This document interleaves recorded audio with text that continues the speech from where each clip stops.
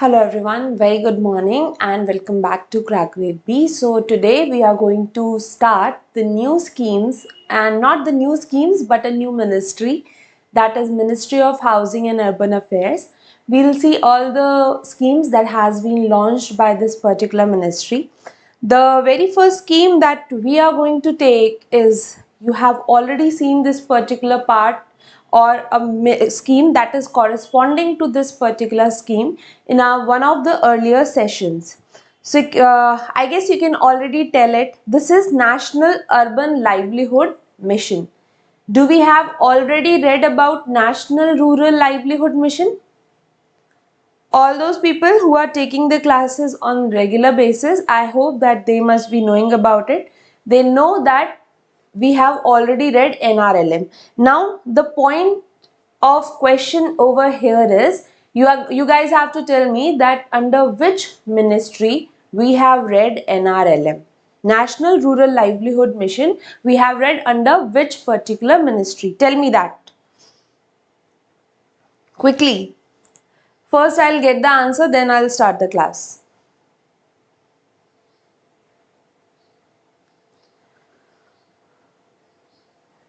I guess this is an easy answer. You should be knowing about it.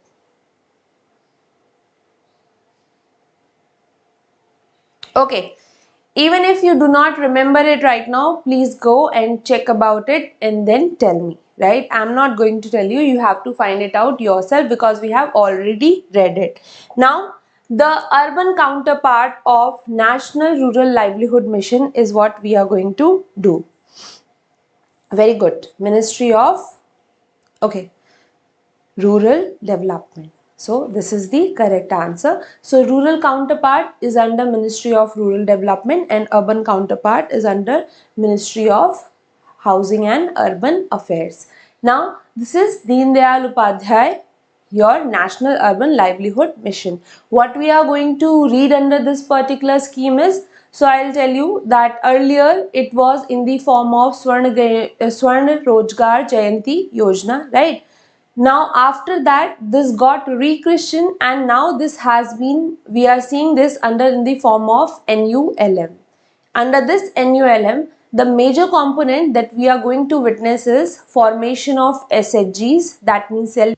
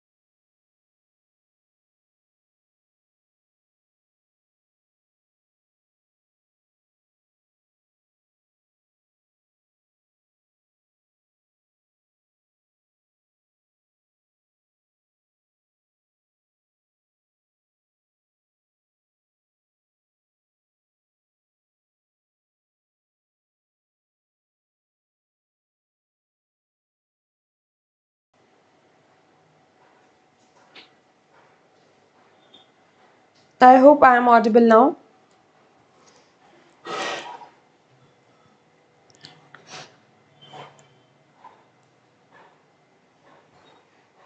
Great. Fine. So at what point I was at? I forgot it. So fine, I'll repeat it again. So I was telling you that this particular scheme is especially focused on the urban poors, right? So we want to provide them skill development. We want to develop them economically, and a major component of this particular scheme or even your NRLM, the major component under both of them was development in form of self-help groups. groups are formed, and then bank loan related facilities and the other financial products are provided to them, so that if any kind of enterprise is in any kind of business idea they want to work upon, they should not be facing finance problem. Apart from that, there you will see in this particular scheme that we have got a special focus on the women, SC/ST, differently abled, all these kinds of special category people. Next thing we will also see interest subvention in it. Interest subvention means subsidy. So whatever will be the difference between your bank rate and the 7% interest rate, that will be subsidized by the government. That means if bank are charging you more, then extra cost of that particular loan will be provided by this particular scheme, right? So now let's start the scheme.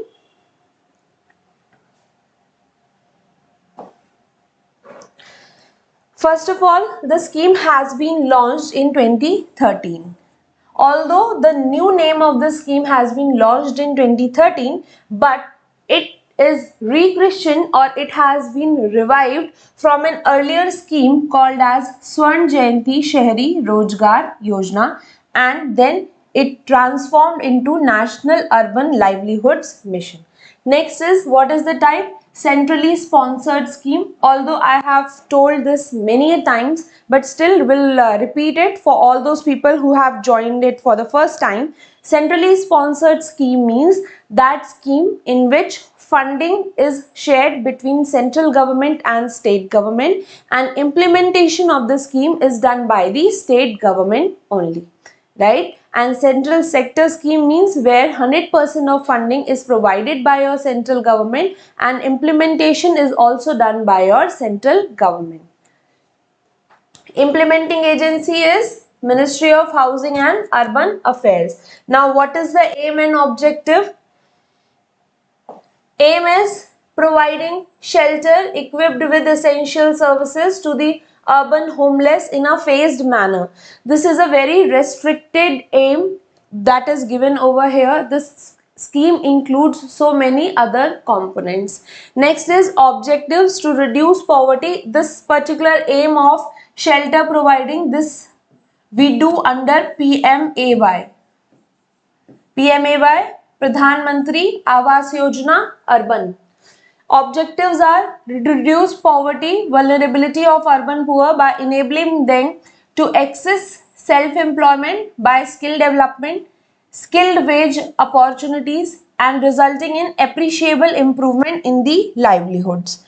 Moving ahead, now the next point which we should be discussing, I told you the meaning of centrally sponsored scheme. Centrally sponsored scheme means funding will be shared between central and states, but there one is normal category states and the other are special category states. So we give a special category to our northeastern states because first of all the geography of those states, or you can say the demography of that particular state is like that they have got more number of trees and the area covered by trees is more. Along with it, geography is such that there are hilly areas and hence development is very challenging over there. So because of these two factors, because of the biodiversity as well as the hills, we are not able to develop northeastern areas as much as we want. Therefore, they are deemed as the special category states, and hence whenever such centrally sponsored schemes are come up, we are charging less from these northeastern states. And same is the thing that is applicable on Himalayan states as well. So see over here, northeastern states, your Arunachal, Assam, Manipur, Meghalaya, Mizoram, Nagaland, Sikkim and Tripura. Central share is 90% and state or UT share is 10%. Three Himalayan states, Jammu and Kashmir, Himachal Pradesh, Uttarakhand. These are the only three Himalayan states that we have apart from obviously Sikkim. Sikkim is a part of northeast only. So in these three Himalayan states also 90:10 is the ratio. Other states excluding 1 and 2 is 60:40, and all those UTs with legislature. Now there should be a correction over here. J&K.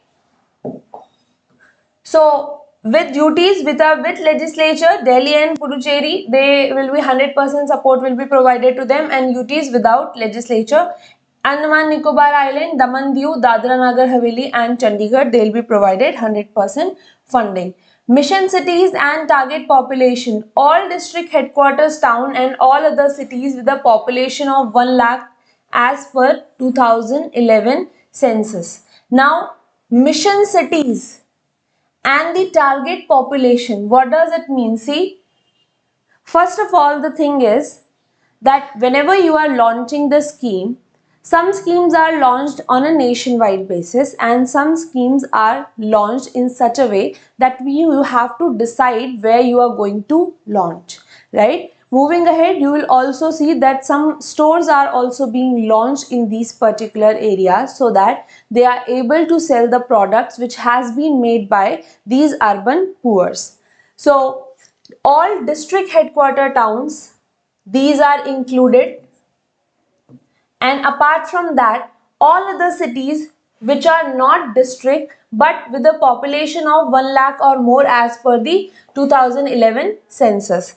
Primary target of NULM is the urban poor, including the urban homeless. The target will be urban population which is identified presently as below poverty line population in urban areas by the state or UTs. The coverage may be broadened to include families of disadvantaged groups like SC/ST, women, minorities, disabled, etc., subject to a maximum of 25% of the above poor population. So, the coverage maximum limit has been given to the 25%. If you want to give the support, then that particular support should not be more than 25%, because see, any kind of benefit that you want to provide based on gender, based on reservation, there should be a limit to it, because then other people, obviously all these categories are inclusive in 75%, but what we are trying to say is we are going to give the preference to them in 25%. That means 25% is reserved for them, hence the percentage is not beyond that. Next is, we are going to see what are the components of this particular scheme. The mission consists following components and following sub schemes, right? We are going to cover it one by one. So first one is the social mobilization and institution development, employment through skill training and placement. Next is capacity building and training.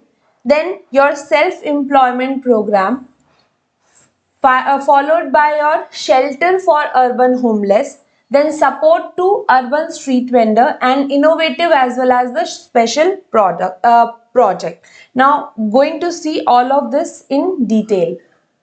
What are the particular objectives under this particular scheme? Now wait for a second.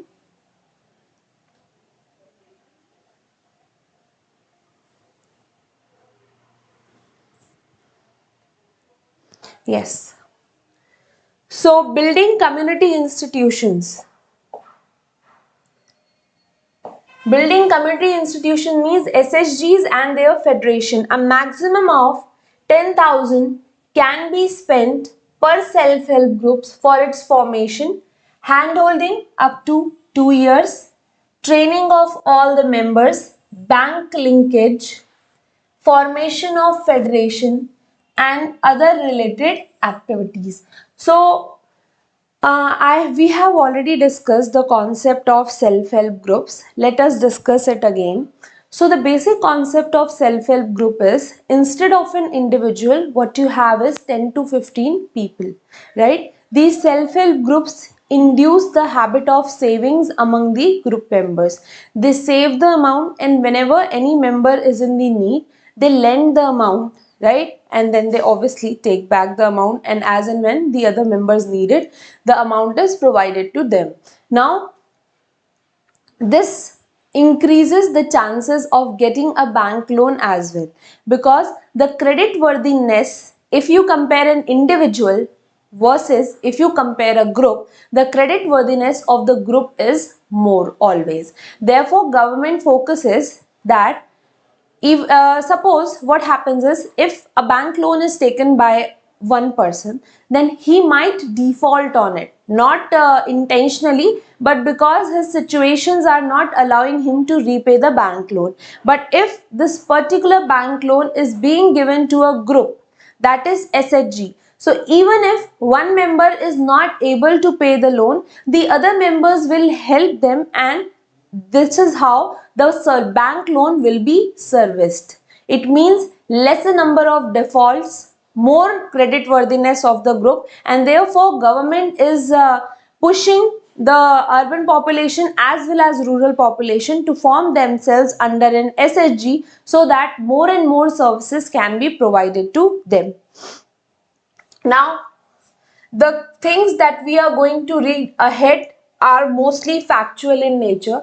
That means there is no logic that we can find out in that. The only logic that pertains to us is government wants to do the formations of SHGs in the urban poor population as well as the rural poor population. I have told you what is the intention behind this. We already know about it. Now let's move further. So universal financial inclusion, obviously a major component of it. Revolving fund is being given support to SHGs and their federations. Revolving fund, we have read it so many times. Can you guys please tell me that what is the meaning of revolving funds? We have read it so many times, right?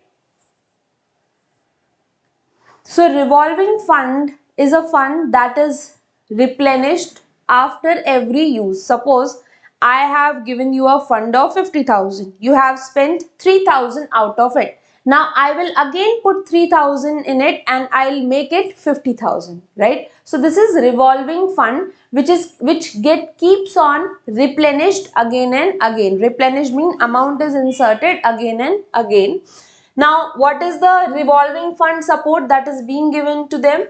A revolving fund support to the tune of 10,000 per self-help groups will be provided to SHGs with more than 70% urban poor members and those which have not availed this support earlier. So the condition that they have employed is that the members that you have, among them 70% should be urban poor. Then we are going to provide you this particular support. Revolving fund support of 50,000 rupees would be available to a registered area level federation to sustain their activities. Now, what are these federations? You must have seen these are the groups or an organization which represents a specific population. Women Federation, Urban Poor Federation, right? We even in commerce sector or even in business sector, we have seen so many associations like FICCI is there, ASSOCHAM is there. So many federations are there. These federations, what they do, they develop or they try to gain more and more benefits for their area of interest. So if there is a federation of self-help groups, suppose, understand this in a way, suppose you live in Delhi, right? So in Delhi, although Delhi is not does not having that much thing, but okay, fine. In Delhi, there are urban poors. They form themselves into self-help groups, right? And those self-help groups have led to a federation. Federation means secretary is there, and all these people are doing and talking about the how they can increase the interests of their self-help groups members. So I hope that you understand the federation word. Now to that particular federation, 50,000 revolving fund will be there because that particular federation will be organizing activities etc. for the development of self-help groups in their areas, right? Now moving ahead, City Livelihood Center. So City Livelihood Center, it is a platform, or you can understand that a shop has been opened in the urban areas.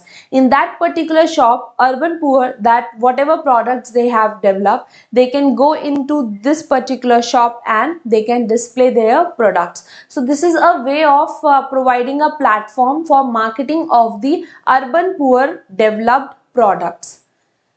Now, how many number of these particular centers needs to be developed? It depends upon the population of the city. So let's read about it. City livelihood centers. They provide a platform whereby urban poor can market their services and they can access information and other benefits.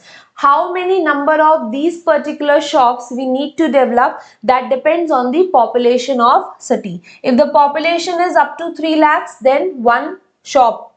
If more than 3 but up to 5 lakhs, then 2. If up to 10 lakhs, then 3. And if it is above 10 lakhs, then 8 CLCs are need to be developed. District headquarters towns and other statutory towns with a population below 1 lakh, in that you will develop just one.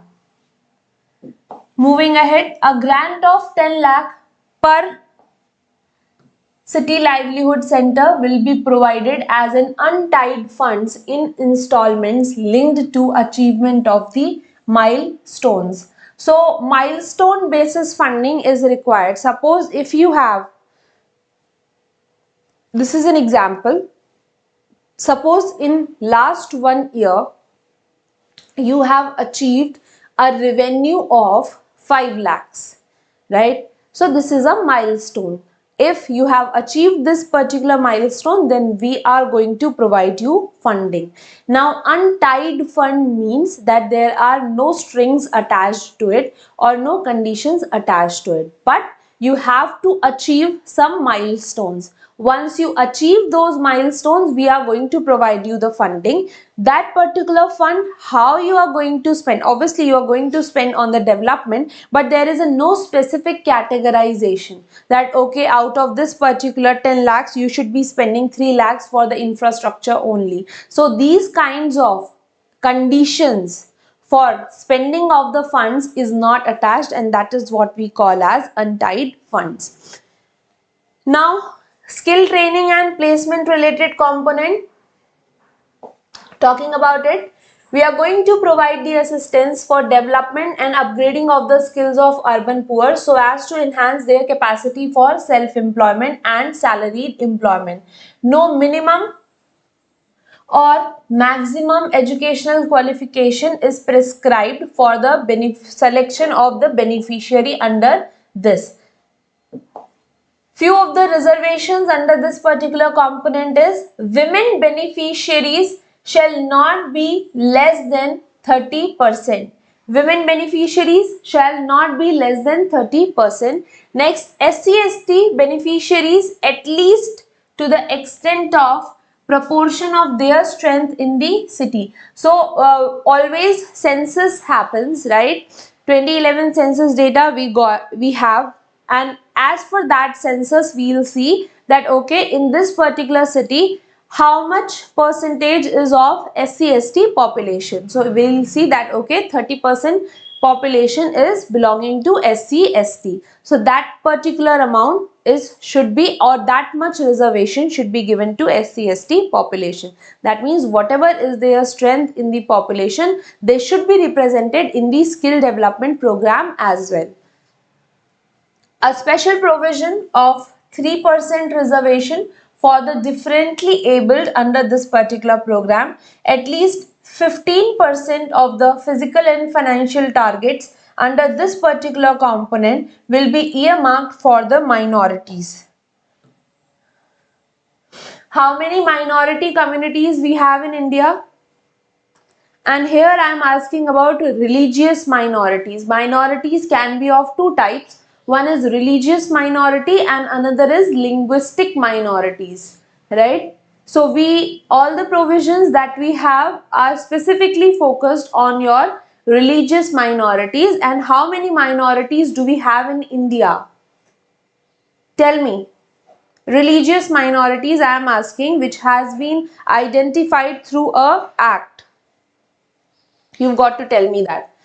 So minority communities, they will be getting a reservation of at least 15%. The cost per beneficiary shall not exceed 15,000. That means the training that you are going to provide to all these people per beneficiary you are not going to spend more than 15,000. That is the specific. So very good, Harnoor. 6 minority communities are in India. Which of the minority community in India has got highest population? That is my next question. 18,000 for northeastern and special category states. Next is self-employment program of NULM. It focuses on providing financial assistance through the provision of interest subsidy on loans to support establishment of individual and group enterprises and self-help groups of urban poor. Now we are going to talk about the loan related support that is being provided. Yes, good. Muslim community. So erstwhile provision of capital subsidy for urban self-employment under this particular program has been replaced by interest subsidy for loans to individual enterprises.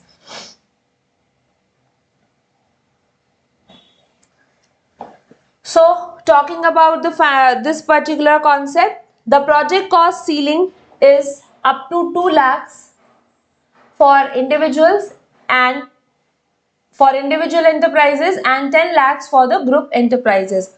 All the members of the group enterprise should have attained the age of 18 years. Plus, at the time of applying, the group enterprise should have minimum of 5 members with a minimum of 70% of the members from urban poor families. More than one person from same family should not be included in the same group.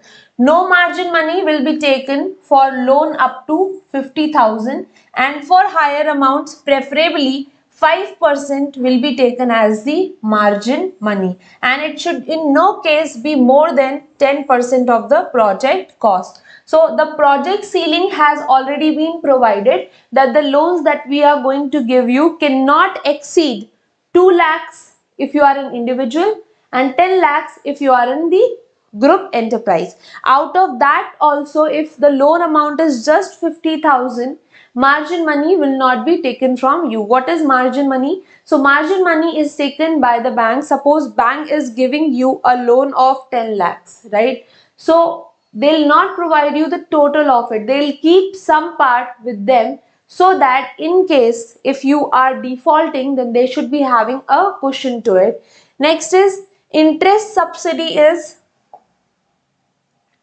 bank interest, whatever bank is charging you, and 7%. Whatever is the difference will be provided as the interest subsidy. So loans for setting up an individual or group enterprises, no collateral is envisaged other than the micro enterprise itself. There is no collateral, the business itself is a collateral. Repayment schedule would range between 5 to 7 years after initial moratorium of 6 to 18 months as per the norms of the bank. So moratoriums are always provided, not to everyone, but to the special categories and under these particular schemes. Why? Because if I have taken loan from you, then I'll not be able to generate revenue right away. I need some amount of time in order to establish my business. Then I will do my business, and after that I'll be able to generate revenue. Therefore, this moratorium period means during this particular period, no EMIs will be charged from you. You can operate your business, you can earn revenue, and once you are established, we are giving you the time to establish. That will range between 6 to 18 months. Why 6 to 18 months? Depending on the banks which is going to provide you the services, right? And depending on the loan type that you have, loan amount that you have taken, depending on what kind of enterprise you are, whether you are an individual enterprise or you are a group enterprise, depending on that you are going to receive a moratorium period, and once that period ends, you have to pay your EMIs, and the repayment schedule or the repayment period will range from 5 to 7 years. Next is SHG bank linkage. So if you have got formed yourself a self-help group, then interest subsidy will be provided over and above 7% rate of interest. It will be applicable to all SHGs who are taking bank loans. An additional 3% interest subvention will be provided to all women self-help groups who repay their loan in time in all the cities. So there is a special component for the women SHGs. All women SHGs, the all here depicts two things. One is obviously in the number terms, all women SHGs, and the next thing is that in these SHGs, all the members are women. So in women SHGs, they are going to provide you more 3% interest subvention to you guys. Next is there is also a component of support to urban street vendors. Up to 5% of the total DAY annual budget will be spent on this particular component. We have got one more scheme for the street vendors. What was that scheme? The name of that scheme was what? We have got another scheme for street vendors. Please tell me the name of that particular scheme. And I'll give you a hint that this particular scheme we started during the time of COVID, after that, because of the ravage that COVID has caused to us.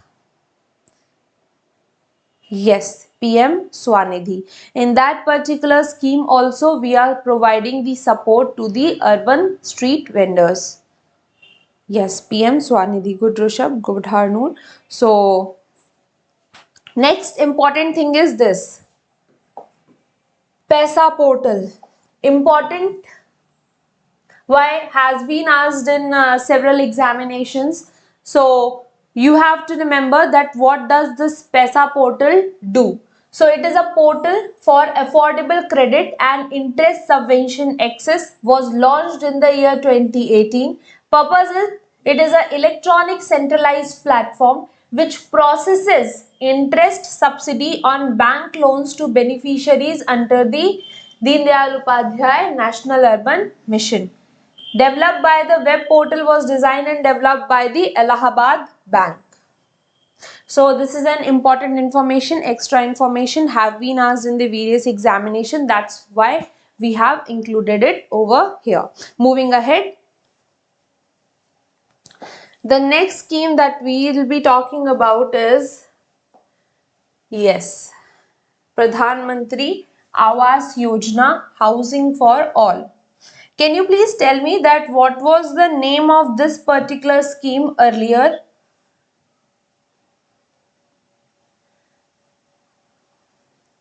Because we have already talked about it. What was the name of this scheme? Is not a new scheme, right? So what happens is that earlier governments have launched a scheme, and after that whenever new government comes, they most of the times, or not most of the times, but basically they change the name of the scheme by the inclusion of some more components in it. So what was the name of this particular scheme earlier? If you guys can remember this. Any idea? If you do not have any idea, just say no. Good. Very good, Nivedita. This is Indira Awas Yojna. Earlier it was named as Indira Awas Yojna, and then it got named as Pradhanmantri Awas Yojna urban component, and then we have a rural component of it as well. Rural component is covered under separate ministry, which you know about, right? And this particular component is covered over here. So whatever happens in the urban areas, development related, infrastructure related, or any other thing, that comes under Ministry of Housing and Urban Affairs. Now we'll be reading about this particular scheme. It was launched in 2015, and then the duration got extended to 2015 to 2022. Now it is applicable till December 2024. The target of this particular scheme is to provide a Pakka house to all the eligible urban households by the year 2024. Talking about some more features, the purpose of this is central assistance will be provided to implementing agencies through states and UTs for providing houses to all eligible beneficiaries. Implementing agencies are urban local bodies, development authorities, housing boards, which are selected by the state governments, state level sanctioning and monitoring committee. The type of this particular scheme is centrally sponsored scheme, except for the component of credit linked subsidy, which will be implemented as a central sector scheme. So credit linked subsidy means if we are going to read this particular component, and if this particular component comes under your central sector scheme, apart from that the whole scheme is centrally sponsored scheme. And let me tell you one more thing over here. What happens is that this is a general thing which I want to share. Central government, or in case of your both PM Awas Yojna urban as well as the rural, they provide you a amount. Suppose they are providing you 1,20,000 rupees for the development of house. Now what happens in rural areas, this I have witnessed myself, that all the heads which are there, suppose a sarpanch is there, or the village pradhan is there, or the head of the village, what they do is they do not give the whole amount to the beneficiary, right? They just give suppose 1 lakh rupees they give, and the remaining 20,000 they keep it for themselves. So this is how this particular scheme is working in hinterland. I do not know that what is the actual implementation of this particular scheme on ground in urban areas, but in rural areas the situations are very pathetic. Even for under PM Swachh Bharat Yojna, the 12,000 rupees support that is provided by the government, the total support is never been delivered to the beneficiary. These, what you can say, middlemen, or I will call them middlemen only because they do not work as a government towards a responsibly citizen. They do not work like that. They take a certain component with themselves and then they give the remaining component to the beneficiary. So this is how it works in actual implementation. And yes, this is a very bizarre situation, but nothing can be done about it until unless some people will take steps against it. So type is centrally sponsored scheme. We already read it. The Union Cabinet, which is chaired by Prime Minister Shri Narendra Modi, 10th August 2022, they have extended the scheme up to 31st December 2024. We have to extend the scheme because until and unless everyone has got a pakka house for themselves, right, till the time this particular scheme will be remain in operation. Now, what are the features of it? We want to provide an all-weather housing unit with water, kitchen, electricity and toilet, right? Now, this particular scheme has got the combination of so many various schemes. That means government has launched Jal Jeevan Mission, right? Under Jal Jeevan Mission, government is trying that there should be a running tap water in all households by the year 2024. Apart from it, we have got in kitchen, we have got PM Ujjwala Yojna. The government wants to give LPG cylinders to everyone in order to reduce the combustion of your forest acquired fuel woods, right, because they lead to the population, as well as there are so many health related problems associated with burning of firewoods. Next is with the component of electricity, we have got one scheme, I guess that is PM Saubhagya Yojna, right? That is the scheme. And after that we have got toilet related PM Swachh Bharat Yojna. Next is women empowerment. Women empowerment is the component over here. Better quality of life for urban poor, security of tenure and adequate physical and social infrastructure will be provided to them. Now all the basic facilities will be provided. We have read about it. The mission promotes women empowerment by providing the ownership in the name of female members or in the joint name. This is the same thing which happens under PM Ujjwala Yojna as well.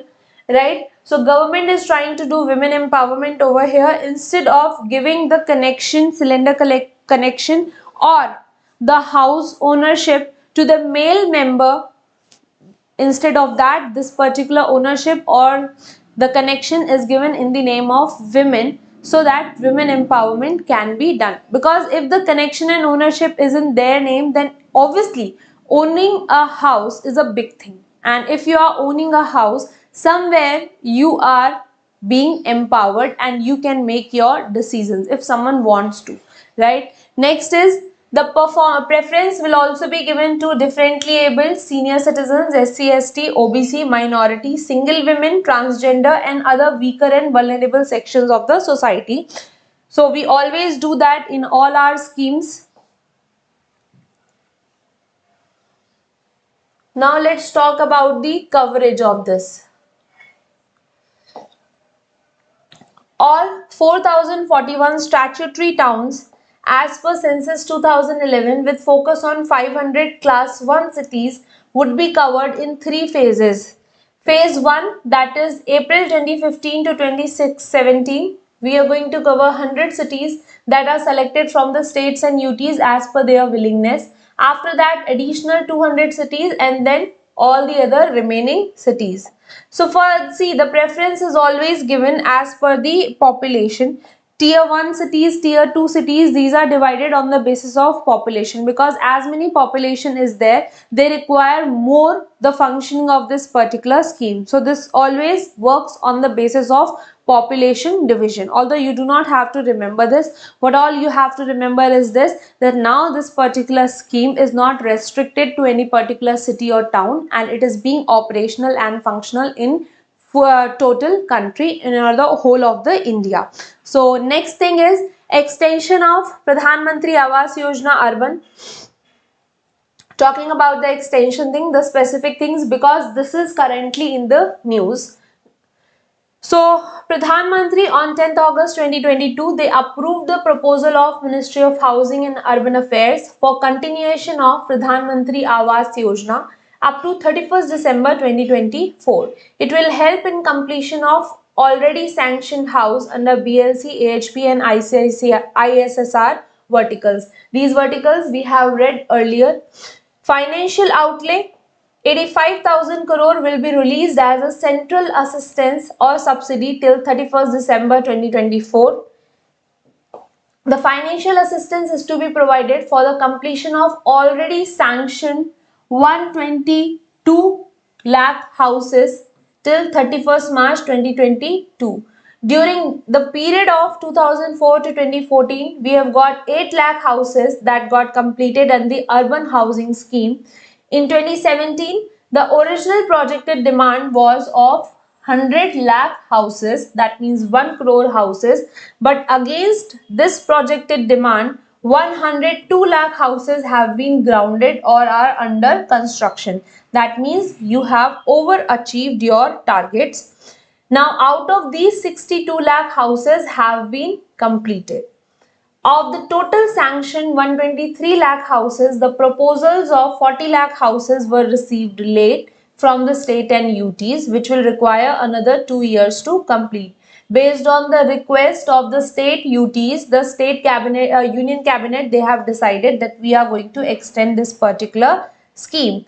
The central assistance approved since 2015 is 2.303 lakh crore against 20,000 crores in the 2004 and 2014. So they are comparing the amount that this particular scheme got in the time duration of earlier government and now what they have provided in their tenure. Up to 31st March 2022, central assistance has already been given and released. So 1,18,000 crore, this much has already been given. Now talking about the verticals. So these are the verticals that we were talking about in situ. In situ slum redevelopment. So what we see is there are slum areas and you must have also witnessed a slum area in your city. or in your locality. Now what happens is, why these people are living in slum? Because they want to get a economic opportunity in the urban areas, but because they do not have skill development, they are urban poor, right? They belong to poor families, hence they cannot afford to live in a what you can say, a hygienic place, a good work, a good environment. Therefore they are living in such unhygienic places called as slum, right? So what government has a component of in it is the in situ slum redevelopment. That means wherever your slum is there, we are not going to shift you from there. We are going to develop a housing for you at that particular place only. In situ means at that place only. Suppose if you have got your slum on a specific plot of land or plots of land, then we are going to develop housing on that particular land only. You are not going to be shifted somewhere else. So this is called as the ISSR, right? In under this, so this gives the assurance of slum people, all those people who live in a slum units, that we will not be shifted, we will not be alienated from our lands. Because in earlier times was a major issue, because whenever anyone went to in order to redevelop the slums, they have faced major backlash. So that because of that, this particular scheme includes the component of in situ slum redevelopment. Then credit linked subsidy is also given over here. If you are taking the loan, then we are going to provide you services, subsidy. Next is affordable housing in partnership. Affordable housing in partnership means the government as well as the private organizations, they will come together and they will develop such housing units, those are affordable. So because the welfare orientation of the government and the revenue generation orientation of the private enterprises, that will be mixed together, and hence we got this component of AHP. And next is beneficiary led construction. That means government is just going to provide you the amount of support and you are going to construct the unit by yourself only. So this is beneficiary led construction. In situ slum redevelopment using land as a resource. So beneficiary construction, if any, shall be decided and fixed by the state or UT government. Credit linked subsidy. For giving this credit linked subsidy, we have got some organizations like HUDCO, Housing and Urban Development Corporation, and National Housing Banks as the central nodal agencies. Very important, and you should be remembering this. The credit linked subsidy for middle income group has been extended till 31st March. Now the particulars, it depends on what category of income you belong. Low income, EWS, MIG category 1, MIG category 2. Now income related category has also been provided to you. Loan amount, depending what is your loan amount, that depends on your income category. Subsidy will be provided on it. Area up to 30 square meters, 30 to 60, 160, 200 square meters, and maximum tenure is also being given on this 20%. We are going to discuss this particular block tomorrow in detail, because we have to talk about it and there are so many nitty-gritties involved in it. So we are going to read this tomorrow and I'll keep this lecture up to this point only. I hope you have understood all the technical terms and things that we were discussing under these particular schemes. If you are watching this lecture later on and if you are not able to understand any particular thing or any sort of that thing, please tell me in the comment section. If I'll able to see that, then I'll reply to that. So thank you so much for joining in.